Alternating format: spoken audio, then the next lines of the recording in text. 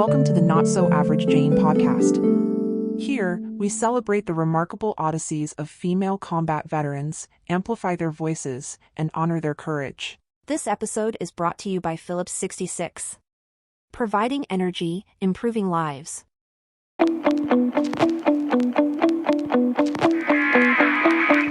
Hey everybody, welcome back to another Not So Average Jane podcast. Today I have the extreme pleasure of bringing in someone super duper special to chat with us today, Alani Bankhead. Now normally I don't know anything about my Janes that come in, but I had the pleasure of meeting Alani at a conference that we both got to speak at and hearing a little bit about her story. And that is why I asked her to come on. She has an incredible background, so much to share. And like many of the Janes that have come on, has faced trials and tribulations in the face and has overcome them and is going to share a wealth of knowledge and wisdom. And I hope that you enjoy her story. Alani, thank you for being here today. Thanks for having me, my sister from another mister. Yes, we hit it off like almost immediately. It was interesting. She had already picked up a couple of my things at the table that I had, and then I learned that she had a book, which we'll get into later, and I needed it. It resonated so much with me in that moment. And anyway, we realized that we needed each other in our lives. So here we are. So Alani, we are, here to primarily discuss your military career, but with that comes a lot of other things. But let's just kind of start from ground zero in that regard. And if you don't mind sharing with us your enlistment story. Yeah. So I actually come from a military family. My dad is retired Army. He was a military policeman and a foreign area officer in Latin America. My grandpa served in World War II. And from when I was a little girl, I always kind of knew I was going to be in service. And then my dad taught at West Point, actually. And so West Point, for the incoming freshmen, there's this whole summer of tribulation that they have to go through. But it culminates with a march back from this BEAST exercise. It's called BEAST. And so they do, I think it's like a 13-mile ruck march or something back to campus. And the whole community's there to greet them and they're cheering them on. And so I was about 9 years old seeing them. And I was like, who are these people that are willing to literally die for something bigger than themselves? Like, I don't know what they do or how they got here, but I want to be one of them. And so I thought I wanted to go to West Point for the longest time. And then the closer I got to that in high school, I realized I wanted to have a life in college. And I ended up very serendipitously applying to Air Force ROTC, and I got a scholarship thanks to my amazing Air Force JROTC commander who really pushed me. I mean, I only applied because I wanted to appease him, but that man completely changed my life. And so I went to Penn State where I did 4 years of ROTC and then I commissioned. And so that's how I got into the Air Force. Wow. So for those that maybe aren't familiar with the process of the military and being commissioned versus non-commissioned, and then what job, because and just a little background, then I'll allow Alani to elaborate. As a non-commissioned officer, you select a job and you go and you train. As a commissioned officer, that's not necessarily the case. You could be assigned to just about any unit depending on where they need you or maybe what some of your skill sets are. So Alani, what did that look like? How did that line up for you? Oh, man. So I mentioned my dad was a Latin America foreign area officer. So what that means is he was a military intelligence officer in the embassies in South America. So we ended up moving to the embassy in Colombia, and it was the height of Pablo Escobar era. And so observing the impact of narco trafficking on this whole culture, like that further clarified what I wanted to do. So I wanted to bust all the drug lords.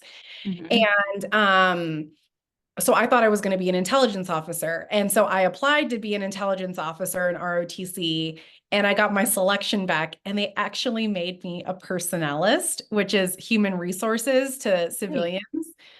And yeah, so we get to we get to say what we want, but ultimately it's always needs of the military. And so they will tell you if you get what you want. I did not. And I was ugly snot bubble devastated that I was going to go be an admin weenie. But so it's very different for each branch and depending on your service, like how you enter and stuff like that. And so I, at the time, did not feel lucky to be a personnelist, but it turned out to be a really big blessing for me. So yeah, I mean, you want to be intel and then you're told you're going to be admin, and that's quite the difference of what you wanted to do. So where was your first duty station? It Or was actually, let's take a step back. How was basic training in tech school for you? And in officer candidate school? What any yeah. yeah. So at the time, our basic training was happening in a couple places. Mine was at Lackland Air Force Base in Texas. It's now part of Joint Base San Antonio.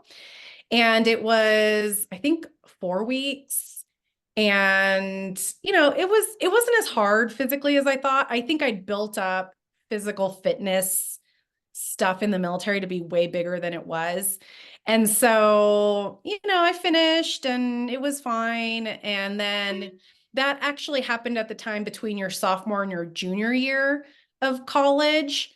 And then I ended up after commissioning. So after I graduated from college, I was assigned to Lodges Field in the Azores, which is a tiny island chain off the coast of Portugal. Wow. Oh yeah, that was amazing. Right? Yeah, it was pretty legit. So it's basically like a really fancy gas station. So we didn't have planes or anything assigned, but it's a stopping point for emergencies or to refuel for our DoD assets that are going to and from the war zone or Europe or whatever it might be. A fancy gas station. I love that. Yep. And yeah, Portugal. So did you get to travel to I mean, in that world, the mainland there, like Hawaii is to here, but anyway, into Portugal and get to experience all of that? And how long were you there? Yeah, so that's a 15-month assignment. It's a remote Ooh, assignment. And I didn't go to mainland Portugal, but I went to England, I went to Italy. So I did get to travel a little bit. nice. So as, admin, starting out your career in the Air Force, did the dream start to kind of fizzle like a volcano ready to erupt to get into the intel side, or did you just kind of get a little bit complacent? Like what does that start to look like there? Well, thankfully, I had the most amazing boss. So I am super lucky that my very first supervisor on active duty was just this amazing human. So shout out to Colonel Craig Green, who at the time was a captain. And, I kind of just accepted it. I was always taught it doesn't matter what job you're in, you just do the best that you can. And although I did try to get back to Latin America. So I found out that there were 2 personnel deployments to South America to support the counter drug Mm, efforts. And I was calling that assignments officer every 6 months. Like, I'm like, hi, my name's Alani, and I want to like bust for Lord for a living. What do I have to do to get a deployment down to South America? And he's like, that's really nice, but we only take first lieutenants. I'm like, okay, I'll call you back. And so then I make first lieutenant, 2 years later, I'm like, hi, it's me again. Can I go to South America now? And I wow. just kept getting all these closed doors. They kept saying no, um, and I got frustrated with that, but I just kept trying. So the South America thing actually never really manifested while I was on active duty. It popped up in other ways later on. So let's talk about the closed door real quick, because I think this is important to bring up. I mean, we all experience a no, right? And sometimes that no can be so devastating and detrimental and deter us completely. But the perseverance with that no or finding a different route can literally make or break what you are able to accomplish in life. So if you don't mind going into a little bit more detail on how you were able to overcome that no and what were some things that kind of helped you persevere. Definitely. I will tell you all of my snot bubble stories, no problem. So, yeah, I was super devastated. I mean, I'm just sitting here wondering why they won't let me go. Nobody wants to go to South America. I mean, it was not a desirable location. I had the language, I had the desire. Um, and it started actually with the non-selection to Intel. I was super devastated about that. What I didn't realize until years, probably more than a decade later, was so at the time, well, and still, intel officers are super low manned in the Air Force, and they're in very high demand, obviously, because they're needed in every conflict, they're needed in every fighter squadron and flying squadron, and we just don't have enough. And it's a very high op tempo career field, and they leave active duty at pretty high numbers. So normally, I'm actually a special agent now, so I did cross train into another career field, but I'm so grateful I became a personnelist now to begin with, because I have tried recruiting intel officers into becoming special agents, and their functionals, so the people who determine their career trajectories, have to release them from being intel in order for us to take them to be special agents. And I've never to this day heard of an intel officer being released because they're so low manned. So if I had become an intel officer, I would never have become a special agent, probably. So I needed the blessing of being an HR specialist that nobody really cared about, frankly. They're like, yeah, sure, admin, like she can go be a special agent, no problem. And so at the time, I didn't realize that it was a blessing in disguise for me, but also that time in personnel, I actually really loved personnel. Mm-hmm. I loved the paperwork, which I know sounds really weird, but I loved walking into units and seeing things like a mess and disorganized. Like I love organizing and filing and making your personnel file look good, which is super geeky, but that's just me. And also personnel, you're interfacing with the whole base, right? So whether I was at the base level military personnel office or if I was in a unit, so I worked at the AWACS squadron. So AWACS is Airborne Warning and Control System. It's the big passenger jet with, it looks like an Oreo cookie on top, and Mm-hmm. it's mobile. It's a mobile air traffic control, Yeah. basically. It's like a And big fat satellite moving around at our yeah, discretion. yes. And if I was a bad guy and I saw that thing flying around, I would shit my pants. But I love those guys. And so I was their personnelist at the training squadron. So it's the one of the largest flying training squadrons in the Air Force. So I got to interface with every single new student and every cadre member, and I love the people aspect. And so all of that experience really helped me later on in terms of understanding how big Air Force worked, how flying units worked, because that's what the Air Force does. We fly. So yeah, that no, even though I was super bitter about it, I'm so thankful now. Yeah. I've had that experience many times, and it wasn't until recently, the last couple of years, that I look back and I'm like, oh, that's why I needed to go through that, or oh, that's why that happened, and sometimes you just kind of have to trust in the process and recognize that just because this door closed in front of you doesn't mean that there's not an alternate way to where you want to go. And maybe that alternate way is going to offer you a whole bunch of lessons that will better arm you for what you want in life. Absolutely. And better opportunities, right? I mean, when I look back on the things I wanted, what I ended up getting was so much better and more fun and more aligned with who I am than what I could have created myself. So I wanted to do counter drug stuff, but in hindsight, it wasn't the drugs that I cared about. What bothered me was the narco traffickers' abuse of the vulnerable and how murderous they were and how they didn't care about life. So I accidentally became a child exploitation specialist. And now I can see that, oh, I just wanted to protect the weak, and doing child exploitation is much more in that space. And so I can see my good intent, and I can see how the universe was just sort of guiding me into the right place. But I think, you made a really important point as well about At the time, you're like, trust the process, which is such a platitude. And I hate platitudes, right? When people are like, bloom where you're planted. And I just want to say, that's just you telling me that you're going to give me a shit sandwich and I just have to enjoy it. But it's a shit sandwich. Like, I don't want to eat it. Right. But that process is so messy and we want it to be black and white, but it's sharing these stories, right? Like sharing your story of it took me a long time to figure out that that was a blessing in disguise. And it wasn't actually a shit sandwich.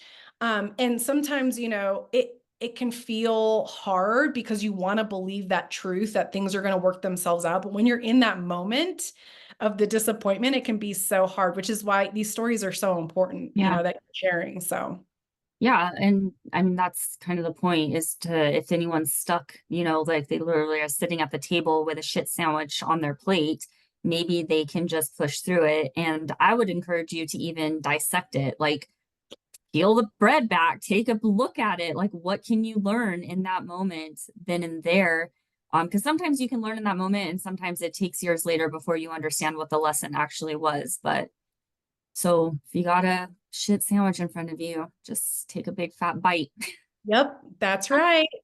So you accidentally end up cross training. So let's hear it. How do you accidentally end up into a special agent role? I was at that AWACS squadron and I loved it and I love my bosses, but I'd been there for more than 3 years. So I had learned everything I could learn and I was ready for the next challenge.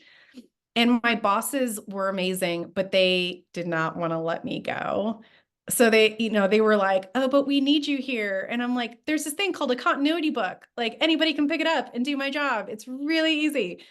Um, and they were super well intended and I appreciated the love because I loved working for them. But then I called that functional that manages your career and I was like, I need to get out of here. Like, what can I do? And at the time, the Air Force was going through a massive reduction in force to pay for the F-22. So they were kicking people out, not letting them cross train. So the only jobs I had available were pilot, medical, or I could become an OSI agent. And OSI stands for the Office of Special Investigations. So if you're Army, it's the equivalent of Army CID and MI and CI put together. And then NCIS on the Navy side is our equivalent. And at the time, I thought that OSI agents were snitches, like they were in internal affairs. And I was just like, ugh, no, I would never be a snitch. That's not who I am. I'm a very loyal person. And I just kept having supervisors and superintendents that I really trusted tell me, I think you'd make a really great OSI agent. You should look into it. And I would just sort of roll my eyes, right? Like 20-something-year-old me is looking at these guys with 25 years experience. And I'm like, you don't know anything.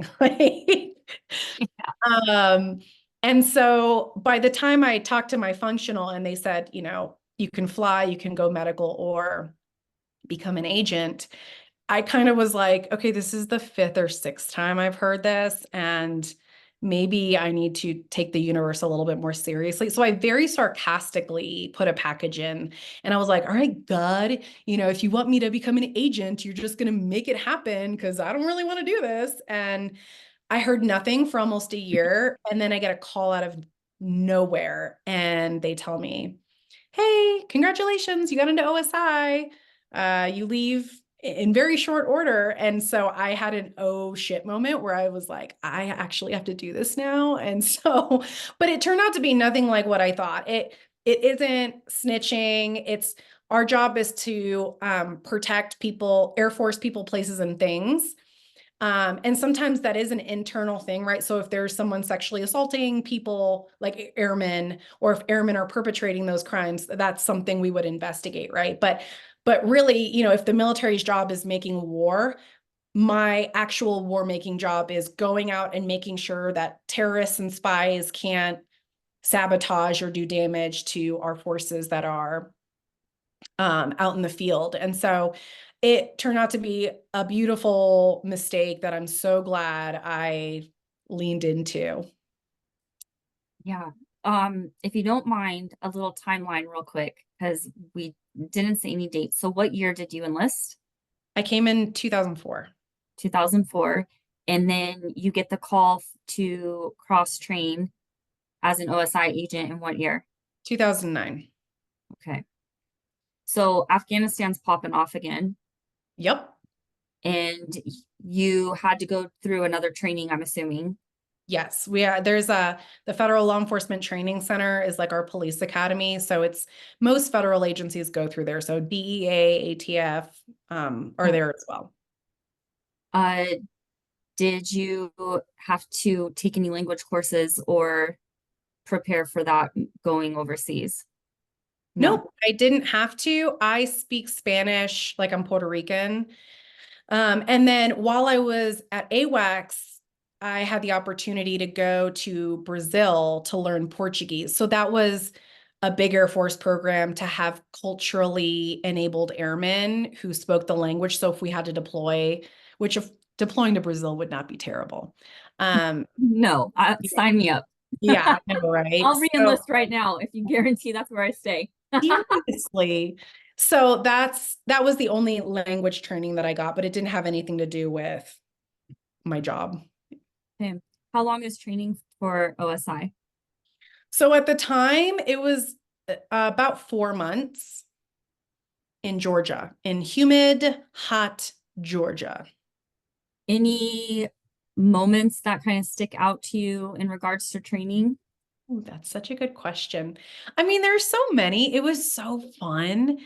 We're driving around racetracks and souped up Dodge Chargers and even the classroom stuff, right? Learning about the law and constitutional rights and processing crime scenes. And I still remember there's kind of a capstone project where you take everything and you apply it, right? So we're following this guy. His name was Grouper, the bad guy. So Grouper, I think he was selling drugs or something.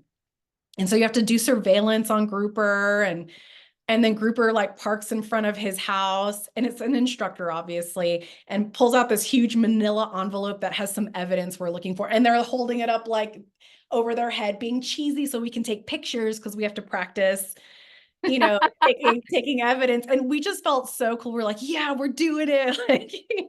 So I think the parts that stand out are just those fun moments of discovery of having those safe spaces to be able to practice your new skills and bond with your classmates. And, we joke about FLETC chicken. So Federal Law Enforcement Training Center, FLETC, the chicken was like terrible. And so you talk to anybody who goes through there and you'll hear about banana pudding. And so it's like little things like that just make it more than training. It was just a really fun season.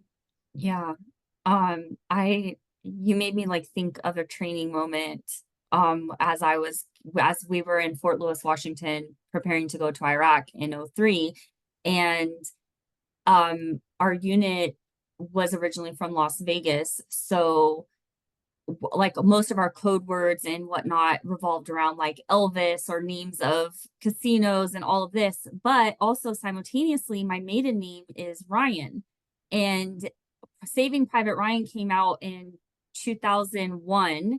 So I was like, when I went into basic training, I thought for sure I was going to be hackled by the drill sergeants, but none of them ever said anything. I don't know if they just didn't have time to ever see the movie or they just didn't think it was quite that funny. So I never got the Saving Private Ryan thing there. However, in Fort Lewis, Washington, we did a practice ops mission. I was out on an LPOP, and that's a lookout point for those of you who don't know. And we got captured. I mean, we were kind of supposed to get captured, but of course, the E5 that I was out there with and I were like, we're not getting captured. Like, F that. Like, we're going to go against the practice mission, right? So we end up getting captured and we're sitting up in camp and he and I are looking at each other like, because they're like, okay, well, you're at camp. You guys can relax now. Like you got now, like the training is going to flip like to the unit, right? To come in and try and get us and an extraction team. And I'm thinking like, he and I are like, are they doing like reverse psychology on us? So we don't know like what's in play, what's not in play. We're like, everyone is op for screw it. Like we're not going to go out of character. Like we're treating this like a real ops because we honestly didn't know. We were so confused. So at one point, Sergeant Carr was his name. He's like, he had managed to get his feet untied and used his feet like got his foot like up anytime they turn and got my hands untied, and I ended up getting out. And so he's like, well, Ryan, at the point, he's like, Ryan, like, if you get out, just like dart towards the base, right? So I get out and I just take off like a bat out of hell, just running, just this. And I'm running down this hill, like up in the woods of Fort Lewis, Washington. And I'm just like darting towards the base. There's concertina wire everywhere. I'm like, where the freaking is the ECP?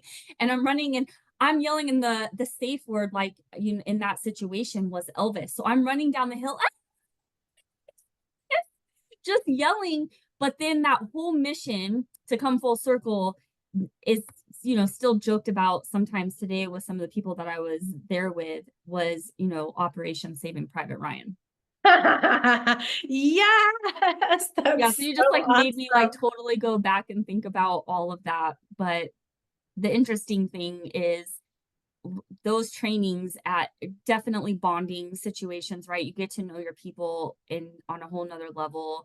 And it really does start to become like this habit, right? I remember things happening in Iraq where I didn't have to think, I just did, because we had trained on it so many times, just positions, where to go, what to do, even though I couldn't hear. And, you know, I'm got a TBI, I'm sure, going on, and, you know, all the things. But so training's always fun. I always enjoy hearing training stories and even walking down my own memory lane. But back to 4 months training in sweaty, hot Georgia.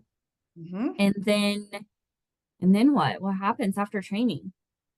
I was sent to Misawa Air Base, Japan. So it's in northern Japan, where you have to do probation time. So I was on probation for a year where you're just learning the job, and you have to have monthly check-ins with your supervisor and all that stuff. And so our mission set is investigating felony level criminal activity, counterintelligence, as well as fraud. So because we have to be the CIA and the FBI and the DEA and the ATF and all the things for the Air Force, you have to get marked off in the majority of those disciplines. So, you know, can you do a suspect interview well?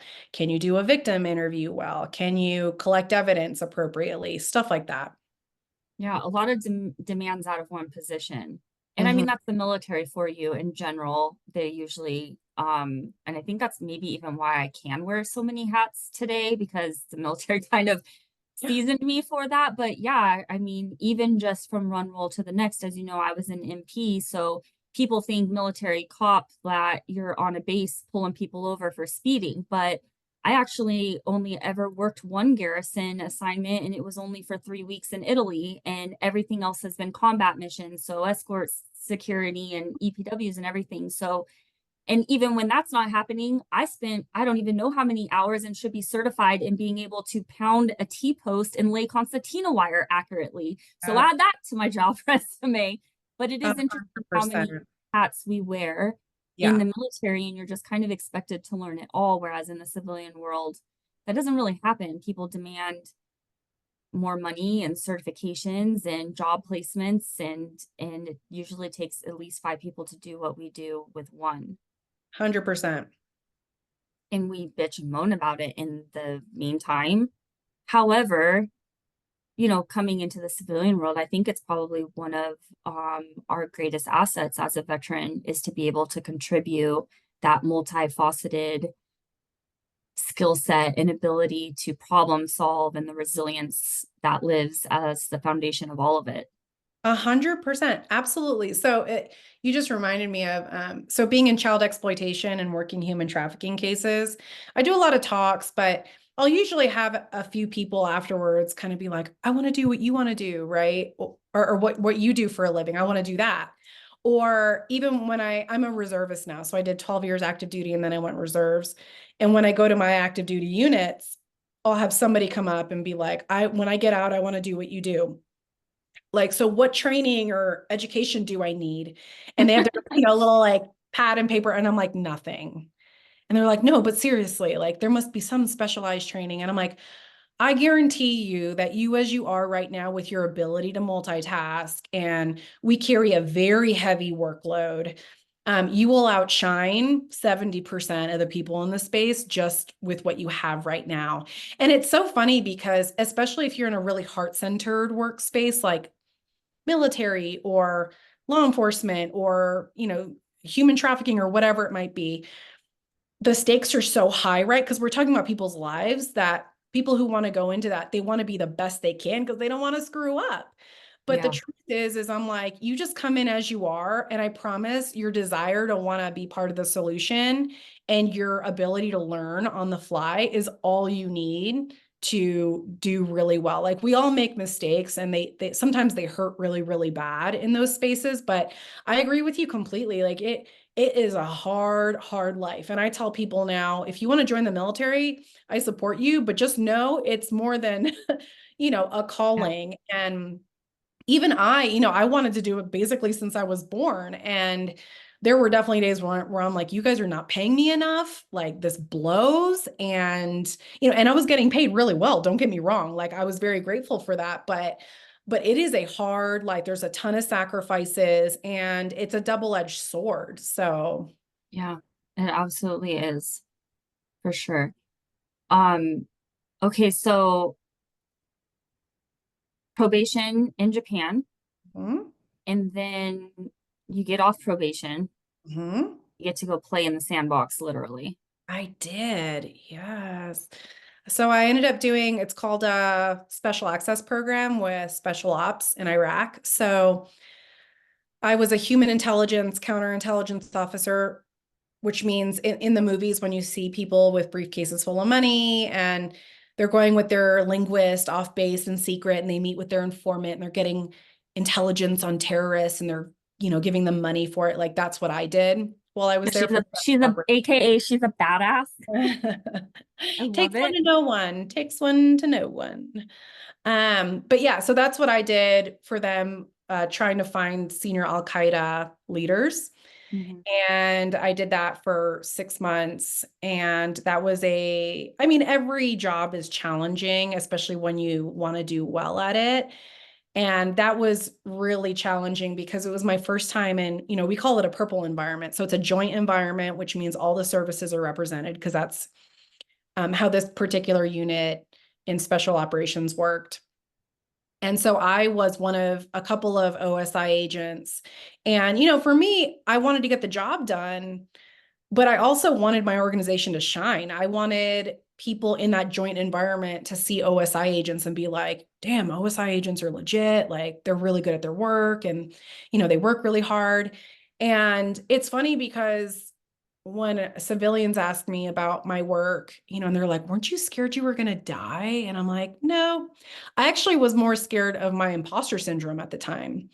And I didn't even know what it was, but just this fear of, oh my gosh, like, who am I? I don't belong here. Even though I had all the training to be Mhm. there, I got the training, and then they sent me over. And so I was a newbie and really doubting my own abilities. And I was just terrified I was going to let my bosses down and let my organization down. And so it's kind of funny, like, being mortared and shot at and all the things like that didn't scare me. I always kind of felt, if it's my time to die, it's my time to die. Like, I'm not going to be reckless with my life, but they teach us risk versus reward balance. So it's like instinctive for me now to recognize, like, yes, I have to leave the base and go into enemy territory to find informants, but I'm trained to identify, I might die, in this instance, but could the reward be way bigger than the risk? And how can I minimize the risk to make sure that, or try to make sure that I don't die?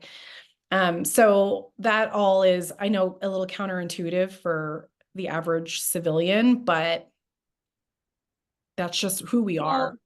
Well, I think maybe the parallel that we can relate it back to, the common citizen, as you say, is, we face risks every day, right? And a lot of times those fears hold us back from pursuing it.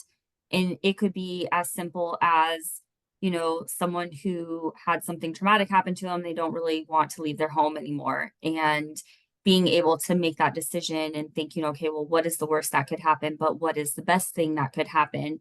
and then compare that to each other. And we go through that every day, right? Everybody does that at least probably several times a day, unless you completely closed off from the entire world, which I doubt, because you're listening to this podcast. But anyway, I think it just goes to that just became second nature to you, whereas maybe the encouragement here is for the person to say, okay, well, what is holding me back? And then, yeah, what is the worst that could happen? But on the flip side, what is the best thing that could happen? And so I think that's a beautiful mindset for anyone to embrace, but also I love that that's what you were able to do and process in those very sketchy environments. And then speaking of those environments, let's talk about, the minority factor that is not only that you're a woman, but just all the things that are wrapped up in who you are, your size, your background, everything going into that, and what the typical, intel officer even looks like in that environment versus you. And by all means, touch on that imposter syndrome. And then, secondly, what were some of those advantages that you had because of those minority attributes that you possessed? Definitely. Yes. Oh man, this is my favorite topic. Yeah, so after I became an agent, I did have some really crazy jobs. So we talked about my deployment to Iraq, and while I was in Japan, we did a lot of counterintelligence work, so doing collections against our adversaries in that area. I also was in charge of our counterintelligence investigations, operations, and intelligence collections worldwide. So I was at Quantico. I've been assigned to Quantico twice, but for technology protection, so making sure spies and terrorists don't get access to our most secret technologies. And then I was a senior bodyguard at the Pentagon. So like super crazy jobs. And I am female. I am 5'3". I'm very petite. I look very young for my age. And female, petite, young, Latina. And I never felt like I fit in. Well, in the beginning, I didn't feel like I fit in because I obviously was so different from the average person who was in the military. And I so desperately wanted to fit in because this was the family that I always wanted and that I'd always been a part of. And so I really struggled just feeling not good enough and always feeling like I didn't matter or that I was less than the guys because of how I was built. And even when I was in Iraq, I just remembered like crying in my chew one day because I was like, oh my gosh, like what if I fail at this because I don't look the part? And I didn't realize it at the time. It took me many iterations to finally realize that actually those things were advantages. So in Iraq, when I finally was like, you know what, I can't do anything about how I look, so I just have to make the best of it. And my interpreter and I, who by the way is a total badass, like I can't tell you guys what specific operations he worked, but if I told you the names of the terrorists that he helped hunt down, like he is incredible and has done so much for our country. But so he and I would leave the base, and because I had brown skin, because I was female and innocuous, because I looked so young, nobody paid attention to me. And so I was able to go into parts of Iraq that my big burly male counterparts that look like Americans couldn't get into. And I was able to get access to new intelligence that we hadn't been able to get before. And so my boss had actually pointed that out where he was like, oh, like, this context that Alani got from this one meeting is really helpful because of A, B, and C reasons, And so once I started to see it as a strength, it was obviously more helpful, but it was still a process. So that was the beginning of me understanding that my physical appearance was a strength. It wasn't until a long time after that I was so I was sitting in Kuwait. I was the commander of our counterintelligence unit in Kuwait. And I got a call from my boss who's like 2 countries away. And he goes, "Hey, we want you to apply to be a senior bodyguard at the Pentagon." And I laughed, like basically spit my coffee out, and it was just like, "You clearly must have the wrong file. You called the wrong person." Like, on what planet would you call me to be a bodyguard? And he laughed at me. And we had met in person in the past. And so he's like, "Yes, Alani, I know what you look like, but no, we want you to apply." And it wasn't just a typical military job where they just assign you, like you had to apply with the protectee, they had to interview you, they had a whole like list of people.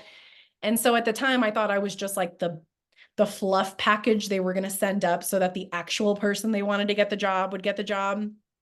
And then I ended up getting picked, and it was another moment where I was just like, "Oh crap, I have to go do this." Okay. And so I ended up back at FLETC in Georgia for Advanced Personal Security Operations School. So FLETC also trains Secret Service agents. And so we had our own course, and I was the only female in the course. And when we were doing introductions, I realized I was the most senior bodyguard. So you have a personal security advisor who's the team lead, and then you have personal security officers who are the other agents. So I was a security advisor, and there were 3, I think, security advisors in the class, and my protectee was the most senior. So like the tiniest only female in the class was the most senior ranking, by hierarchy, right? Because we're military and we like our chain of commands, right?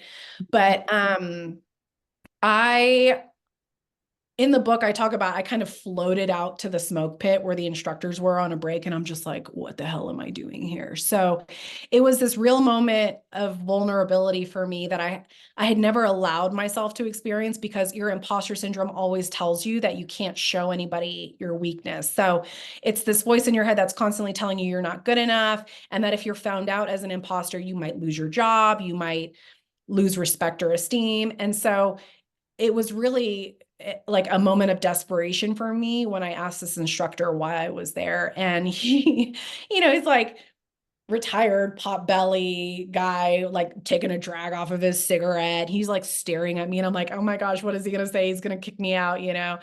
And he was like, "Alani, bodyguarding doesn't have anything to do with what you look like. It's all about how you use your brain to control the physical space." And so, and I now know that's true. The majority of our work happens before the event. So we go in advance and we scope the place out. We do site assessments. We figure out entry and egress points. Where are the AEDs? We need to talk to the site manager. We get a list of who's coming. We vet them through intelligence to see, are there any bad guys there, right? And so all those threats are mitigated before my boss even sets foot in that place. But I didn't know that at the time. And so it was about 2 years later, he called me as I was getting ready to rotate out of the Pentagon. And he'd made a comment about, like, you guys are the only team that hasn't had any security incidences. And we actually think it's because you don't look like a bodyguard, like what traditionally people would think is a bodyguard. And so you have the element of surprise working in your favor. And obviously, when a threat presents itself, we don't have time to figure out why the threat is presenting. Your job is to just separate your protectee from that threat as quickly as possible. And then you figure out later what happened. But if we can mitigate that and not have a threat, then that's an even bigger win, right? Because we're not interrupting our protectee's mission. And so that was that moment was when I was like, oh, like being tiny, female, Hispanic, and looking like I'm 12 is actually a really big advantage. And now I use it to my favor. So case in point, in networking, kindness is important to me. And if I meet you and I introduce myself or I give my card to you and you blow me off or treat me unkindly, I'm like, "Oh, okay, I'm not going to build a relationship with you and I'm not going to do business with you." And then invariably, a lot of times they'll find out my background or what I do. And then all of a sudden they want to cozy up. And I'm like, no, no, no. When you thought I could do nothing for you or that I was a nobody, you were disrespectful. And I don't work with people who are disrespectful like that. Like, I believe you should treat everybody with dignity and respect. So Yeah.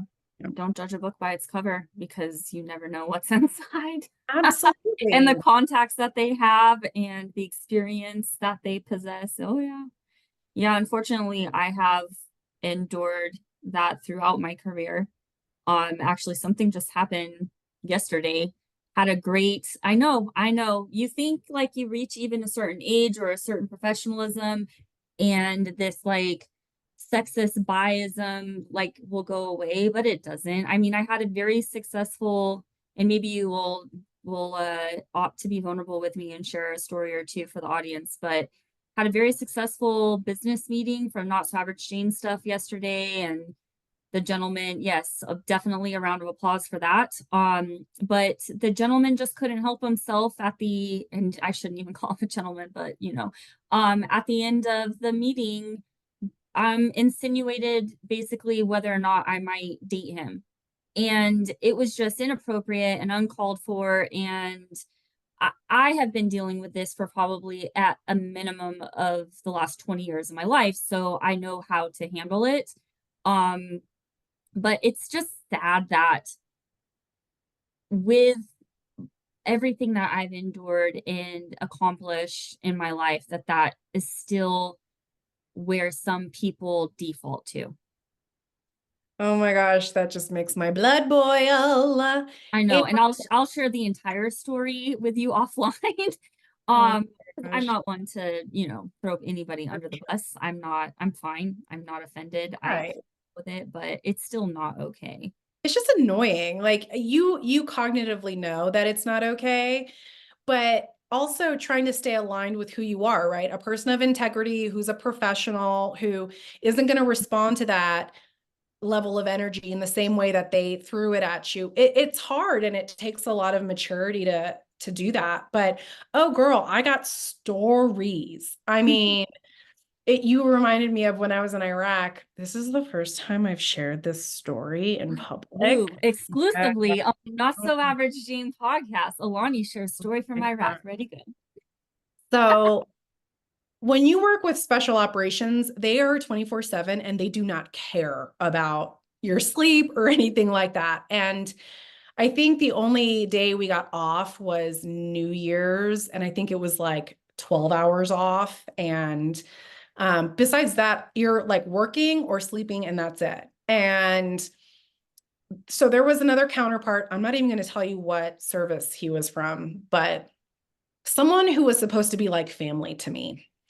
And one of the other agents comes up to me and we're just talking. He's like, hey, yeah, such a person actually shared something kind of awkward with me. And I'm like, well, what is it?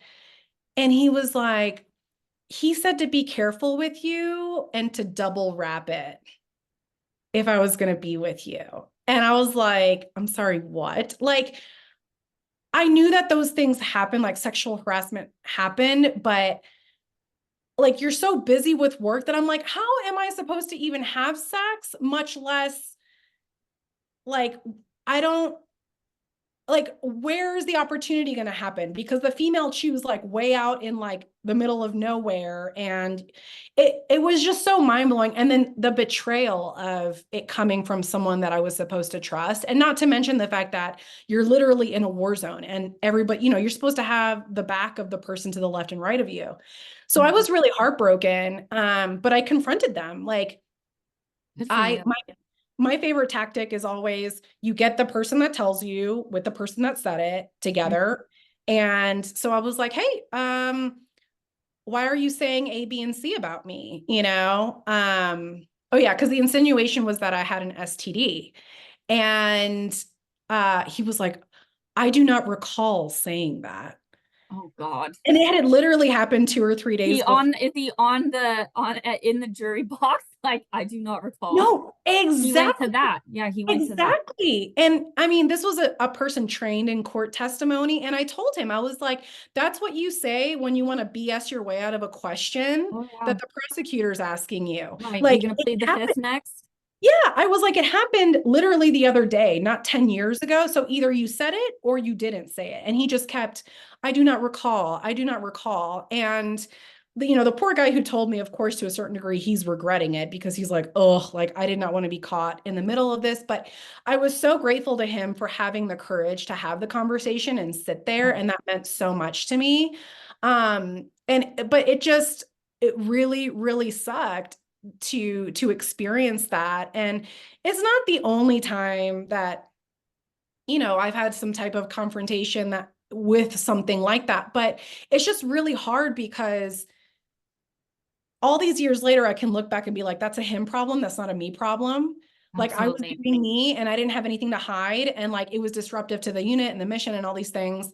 But at the time was just like, what did I do to cause this? Like, what do I do to prevent this moving forward? How do I repair these relationships? Because being integrated with the units is so important to the mission success. And I didn't understand what I had done to bring that on. And I mean, now I know they can't handle when they see people who aren't insecure and right. And so I haven't experienced that in a long time, but you know what has surprised me is the older I get, the more vulnerable my guy friends in the military have gotten with me. And I just had a conversation yesterday with a guy. And I mean, this guy is special ops, badass, very well known in the community for his work. And he was talking about some crazy disrespect he was getting. And I'm like, how, I thought it was mostly just a chick thing. And, obviously we do get our own special brand of sexism thrown our way. But it just is always flabbergasting to me when it happens to people that I don't expect it to happen to. Yeah. And that's something about our culture that I just wish we would get rid of. But it makes sense because the military is a zero-sum game, right? Our job is to make war and kill people. It's black and white. There's no gray area. So that culture is going to permeate our base level units where everything's competitive and it's black and white and it's, am I better than you? And who do I have to kill next in the unit to make sure I'm getting a stratification and getting promoted and all this stuff. And so if there's one thing I could change about DoD culture, that would be it for sure.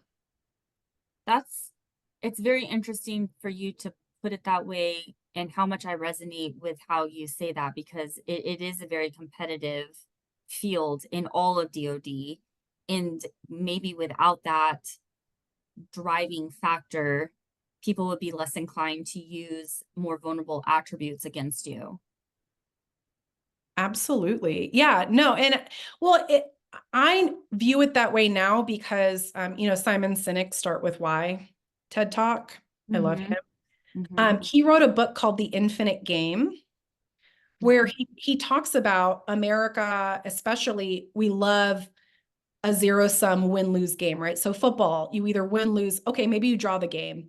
But he said the most effective leaders actually view their mission not as a zero-sum, but it's an infinite game that they're never going to win. So when I'm talking about human trafficking, I can work all the cases. I'm never going to defeat every trafficker, but it is a worthy cause and it is worth putting your life into. And so once you see the bigger picture, and actually one of the elements of an infinite game, as he defines it, is you find a worthy opponent. So if I see you in the unit and you're this badass squared away chick, zero-sum person would feel threatened by you. But, as you mentioned in the beginning, I had seen your table, your booth, and I was like, who is this chick? I need to meet her. And I grabbed your pamphlet because I was going to hunt you down. But finding you, I was like, this is a worthy adversary is the language that Simon uses, but basically someone that can push me to be better because she's awesome. And like there's so many things I respect and admire and I'm not threatened by that. And so that's a completely different mindset shift. It's much more strategic. And I think that's more the language that we need to incorporate in the DoD. And honestly, across the board, because you see, especially women, we're so, I mean, the comparison and the filters and social media and everything. And it's like, what if instead of tearing another woman down, you actually like held her up? And I have this mentality, and I've been so blessed in the last 2 years to have an amazing group of primarily women around me where it's this like one hand up, one hand down situation. Like, I always want to be around women who are one level above me because I have something to learn and to grow into. And that's my hand up. Like, help me, like guide me, teach me, mentor me. Like, I have something to learn always. But I want to also return that favor, and I always have a hand down. Like, who can I help rise up from that level that I was at just not very long ago? And I think if we just approached our relationships in general, in all ways, all of our relationships, our family, our platonic relationships, our romantic relationships, in that capacity, it would be such a better, I don't even know how to explain it. It would Better just, world. yeah, well, yeah, and I'm trying not to sound so philosophical, right? Like, oh, the world would have peace and love, and we would all just, skip across the rainbows on our unicorns. No. But I mean, if you just approached it that way, yeah, it would be a lot better. I mean, there's so many people out there, and I mean, we can circle this right back around to human trafficking. The women that are typically um recruited into human trafficking are in one of the most vulnerable states of their life, and they've been beat down by someone most likely that they loved and cared for and they thought that they trusted, and they are literally just looking for someone to pick them up and put back together their pieces. And unfortunately, traffickers see that, they acknowledge it, and they take advantage of it, and then they super glue these girls back together, and they manipulate them and they get them in the life.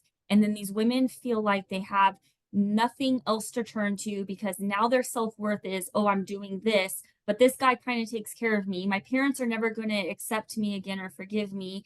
The world will never accept me again and forgive me. And it's just this vicious circle. And then I have people, I mean, literally as late as last night in a conversation where they don't understand the commonality of the woman who's being trafficked, and then why doesn't she just leave? And I'm Yeah. air quoting for those of you who are just listening to this, because if I had $1 for every time I've heard, well, she could just leave, why doesn't she leave? The abuse victim, I've been there, I was in those shoes, I was in a very toxic and manipulative marriage for a while. Well, why didn't I just leave? Why did I stay for 7, 8 years?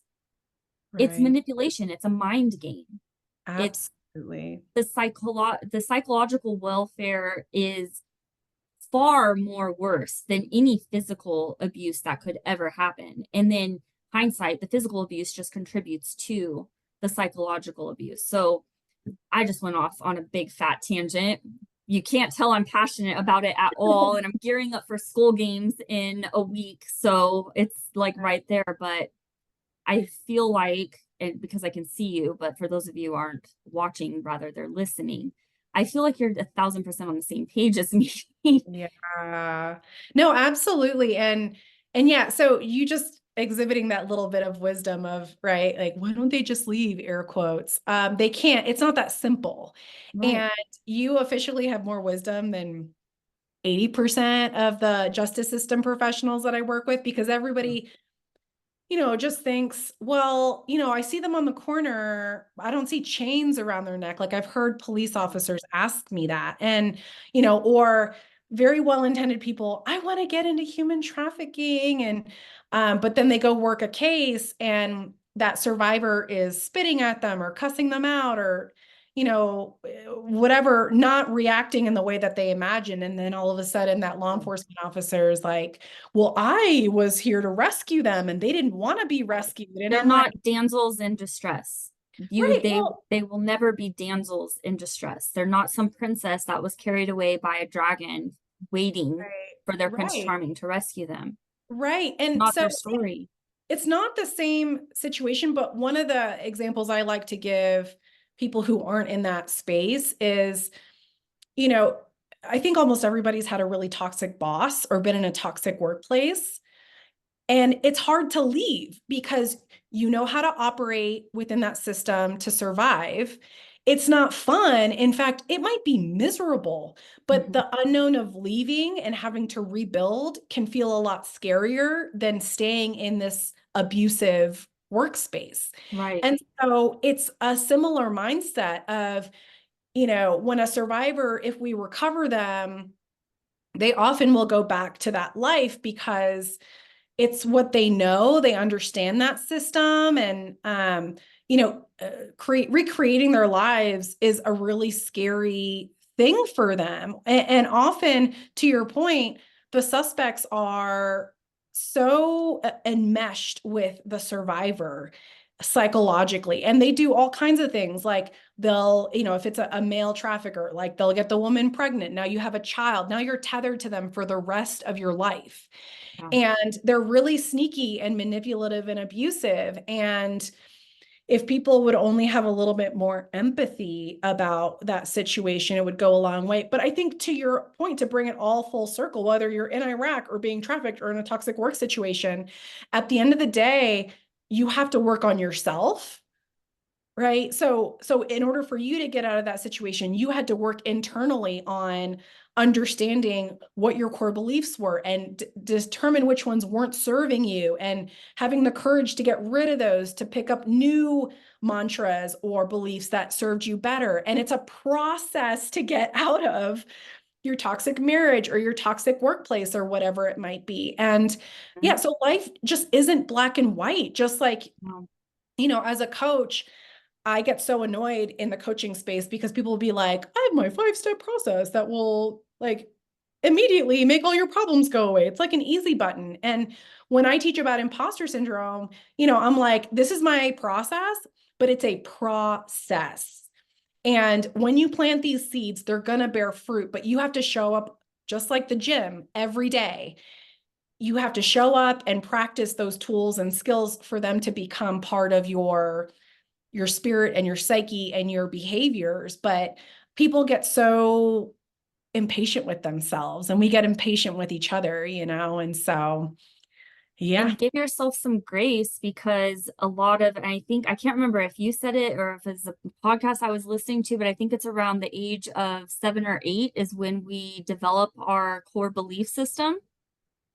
That And was so not we're yeah, dealing that was with, like, as me as a 40-year-old woman right now, I'm dealing with, 27 years, or I can't do math right now, 30 something years worth of beliefs ingrained in my neurological pathways that I'm trying to basically unknot and disrupt. And like, your brain's not that easy. It's a very complex yes, computer system. So yes. to try to go back even just a year, let alone possibly 33 years worth of belief systems, and that imposter, that whisper that you talk about, of having that, just that voice in your head of telling you, oh, you're not worthy and you're not good enough and you're never going to make it and you're wasting your time, and all those negative things that you hear yourself. Like, sometimes we're our own worst enemy.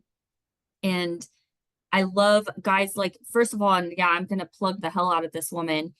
Go get her book. It's amazing. It came into my life exactly when I needed it.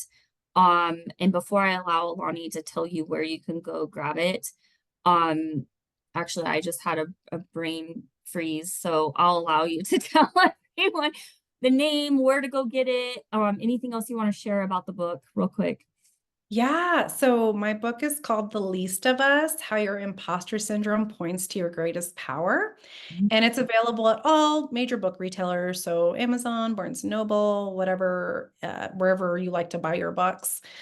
And it is all about my process that I use with my clients and helping them overcome their imposter syndrome. And like you were saying, for you to go through the work of untangling 35, 40 years worth of limiting beliefs, but it's not just the untangling part that takes a lot of courage, but those beliefs, a lot of them are subconscious. You don't even know that Right. it's something that you believe. And so you have to do all this work just to uncover like what's happening, right? So when people say things like, I feel stuck, or I'm just really frustrated and I don't know what to do, and you're in victim mode, that's a clue that your body's saying there's some stuff that we need to unearth so that you can get rid of it and pick up something more empowering for you. And it is not for the faint of heart, but I remember when I found out about imposter syndrome. So I share the stats in the book of 70% of people experience it, even men.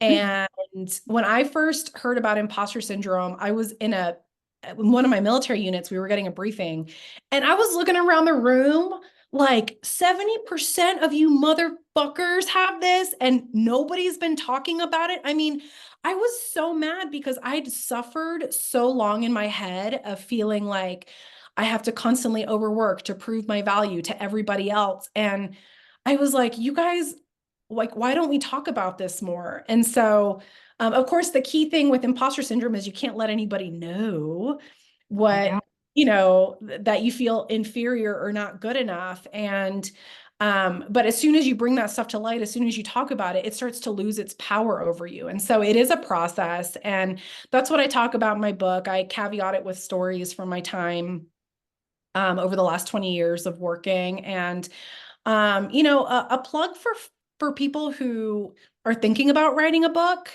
please don't wait.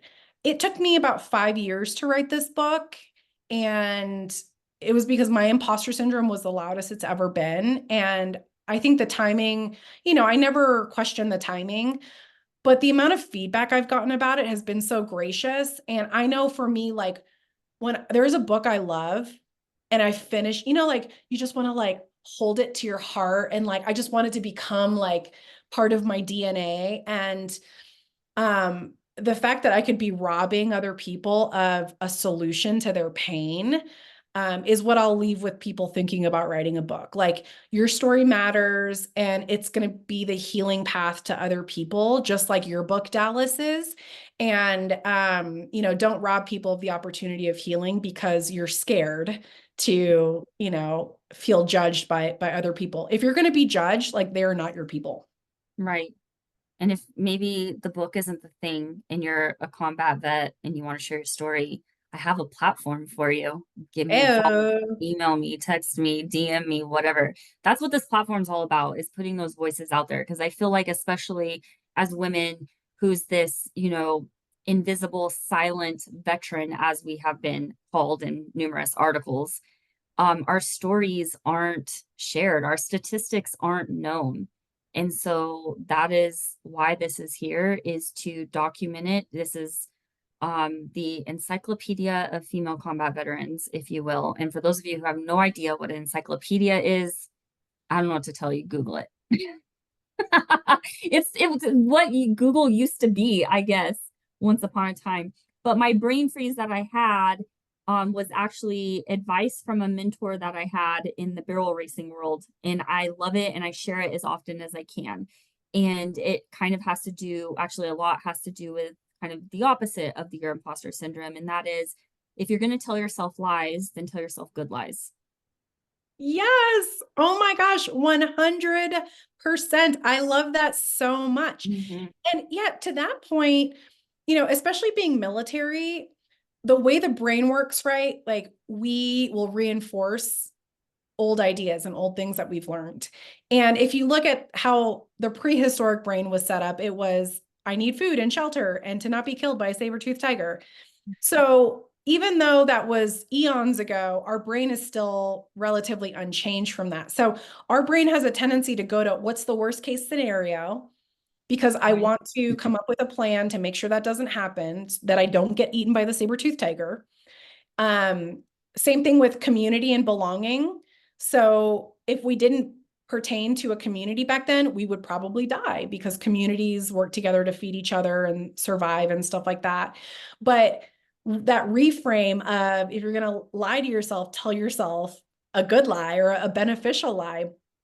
It's the same thing with, tell yourself well, it's truth that there's no saber-toothed tiger and you're going to be fine. But Yeah. telling yourself that new truth and having to create those new neural pathways that have to be reinforced. So it's just like going to the gym. Of the first time you do it, it's going to feel awkward and very weird. But just like when you first lift, it's awkward and you feel subconscious and you think everybody's staring at you. By the way, nobody is, nobody cares. Just go work out and have a good time. But you have to keep going to the gym to get those muscles to grow. So you have to keep reminding yourself of that beautiful new lie that you are strong enough. Well, that's not a lie, right? But the point is that But they you may not are believe it in that moment, so it's a lie to them, you know? exactly So if it feels like a lie, I mean, the more you say it, the more you will eventually resonate with it. 100% exactly. And so, but it's repetition and it's showing up. And sometimes it's two steps back and then one step forward. So, like, my imposter syndrome actually isn't gone. It's still present, but I've done enough repetition that I'm not controlled by it. And I actually use it to benefit me now. So now when my imposter syndrome comes up, it means that whatever I'm doing is perfectly aligned with my life purpose. And so I get excited now when it pops up, like the book, because it means like, ooh, there's like a cool, fun miracle right around the corner. And my only job is to not wuss out. My job is to keep putting one step in front of the other and tell myself those beautiful, helpful lies that are going to get me to the finish line, and then trust the outcome to something bigger. Because that's who I am, right? West Point, I wanted to be part of something bigger. And it's just all about understanding that it's not about you, it's about your community and the bigger picture and the people that you're called to serve. So thank you for Mm. hosting this amazing platform, Dallas. So This is much incredible. wisdom, so much knowledge, so much juicy nuggets of amazingness in this last hour. We could probably go on for another 2 hours. We might have to have you back on and have a part two if you're open to it. We Yeah. could dive more into, you know, the imposter syndrome aspect and, you know, tell more war stories and whatnot. But anyway, seriously, thank you so much for your time. Time, I feel, especially in today's world, well, I should say, especially in my life right now, time truly is the most valuable asset. So thank you for allowing me to spend an hour with you. And I'm going to, if you're on YouTube and you're watching us, I'm going to put the link down below for direct access to go buy her book. You can find Alani on all the social media platforms. Alani, you go by your coaching name though, so share that with them, and then we'll wrap things up. Yes, it's Mighty Sparrow Coaching. And so I'm on Facebook, Instagram, and LinkedIn at Mighty Sparrow Coaching.